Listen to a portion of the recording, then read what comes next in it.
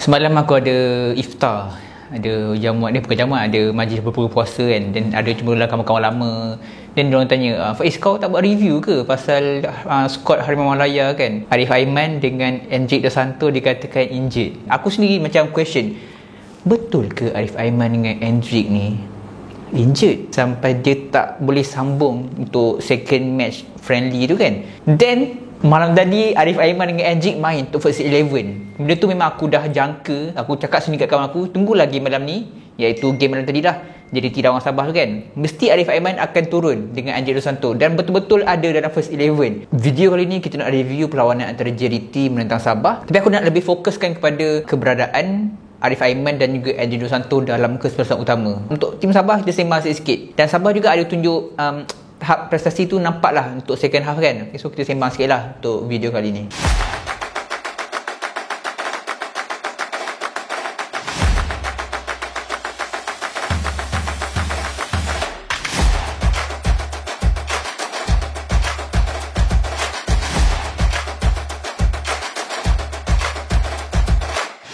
Assalamualaikum warahmatullahi wabarakatuh. Salam Ramadan kepada semua followers, subscribers Faiz Kamal Studio. Bulan Ramadan ni game akan start pukul 10 malam. Okay, kadang-kadang aku balik tarawih pun dah 10.30. Macam game Malaysia hari tu pun aku tak sempat review. Sebab apa? Sebab aku tengok lambat. Okay, dah masa tu dah masuk minit ke 30 dah. 30 minit awal tu aku tak dapat tengok. So aku tak tahu macam mana gameplay masa 30 minit awal tu. So aku rasa aku tak perlu review kot untuk game Malaysia tu. Okay, so untuk game malam tadi, jadi tim menentang Sabah. Okay, di Stadium Sultan Ibrahim. Sabah tidak meletakkan diorang punya key player dalam kesempatan utama seperti Amri Yahya, Badro Bahtiar.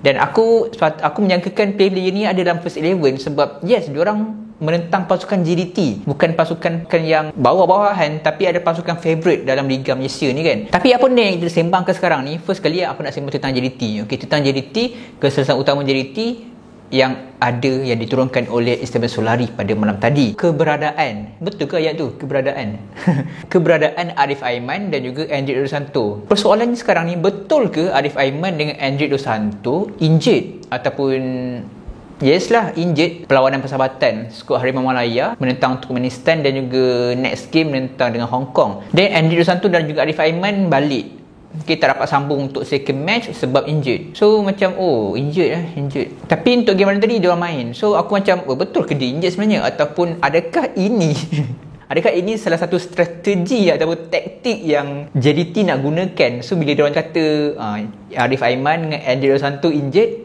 so mungkin pasukan Sabah ni diorang tak expect akan adanya dua player hebat ni dalam first 11. Tengok last minute list keluar, ada Arif Aiman, ada Endrick Dos Santos. So benda tu mungkin mengganggu sikit rencana ataupun plan yang diatur oleh pasukan Sabah. Tapi bila aku tengok game kan, kalau korang perasan game malam tadi, bila Arif Aiman dia jaringkan gol, dia macam tak berapa nak sorak, dia macam tak berapa nak meraihkan jaringan dia tu. Perasan tak? Kan, aku rasa korang mesti perasan, dia macam biasanya dia akan buat macam ni kan.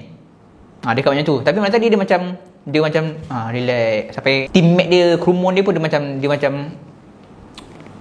adakah Arif Aiman ada masalah emosi ataupun dia ada masalah peribadi, aku tak sure. Ataupun adakah dia penat sebab yes bulan Ramadan, ataupun adakah memang dia betul-betul injured tapi dia tak fully recover lagi tapi diturunkan juga. So benda tu yang aku question dalam kepala aku, kenapa Arif Aiman macam tak meraihkan sangat gol dia malam tadi. Dan kalau korang boleh tengok gameplay Arif Aiman, dia punya larian-larian dia, okay, kelincahan dia yang selalu kita tengok sebelum ni, kurang, tak ada dalam game malam tadi. Okay, kalau dia daripada wing kanan tu, dia dapat bola, biasanya dia suka gelecik kan, dia gelecik masuk ke dalam kotak penalti, dan dia buat acah-acah, dan dia masuk rapat ke bahagian line defensif tu. Tapi malam tadi benda tu tak berlaku. Bila dia dapat bola, dia dapat masuk dekat rapat dengan kawasan kotak penalti tu, dia akan bagi bola ke bahagian atas semula, dia akan cut back balik.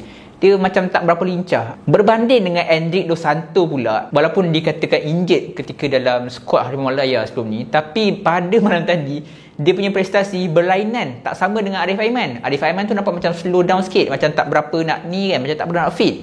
Tapi Endrick Dos Santos ni melebih-lebih pula dia punya fit. Memang fit kakao. Okey, faham. Endrick Dos Santos ni mungkin dia tak berpuasa, Arif Aiman berpuasa. Okay, itu kita faham dah, clear. Tapi nampak macam Endrick Dos Santos ni fit. Okay, tak ada sebarang injured. Kita tak tahu sebab tak ada sebarang statement dikeluarkan oleh JDT tahap ataupun jenis injury yang dihadapi oleh Arif Aiman dan juga Endrick Dos Santos ketika mewakili skuad Harimau Malaya sebelum ni kan. Okey, satu lagi aku nak tambah tentang Arif Aiman tadi, kalau korang perasan, dia punya gameplay dia, larian dia aku nak cakap, yes, larian dia tu macam dia tak sprint sangat. Dia macam tak sprint sangat. Adalah beberapa kali macam jaringan gol dia tu kan, yes, dia daripada kanan dia masuk ke tengah dia masuk lagi ke kiri sikit kan. Nampak tak kat situ larian dia, tapi kurang sprint. Dia tak ada sprint yang dilakukan. Komen sikit bawah, korang rasa apa yang berlaku sebenarnya kepada Arif Aiman dan juga Andre Dos Santos ni. Okay, so itu berkenaan dengan Arif Aiman dan juga Andre Dos Santos untuk first half. Okay, untuk first half game malam tadi, aku boleh katakan first half tu memang dikonquer oleh pasukan JDT lah. Aku tengok minit keempat, yelah, balik daripada terawih kan,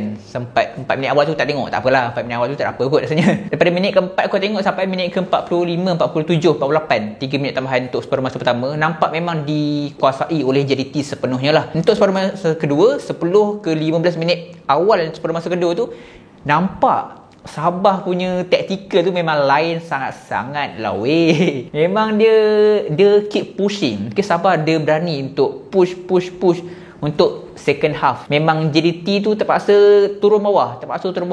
Tengok Forestieri berapa kali dia turun sampai ke bahagian defensive line untuk bantu bahagian pertahanan. Forestieri tu rajin gila dia turun sampai ke bawah. Punya Sabah ni dia punya ofensif gila pada separuh masa kedua tu. Tapi overall, bila Sabah kemasukan Badrul Bahtiar dan juga Amri Yahya, kemasukan dia orang tu aku rasa macam mungkin lambat. Sepatutnya 2 orang player berpengalaman ni dia Sabah sepatutnya dimasukkan first 11 lah.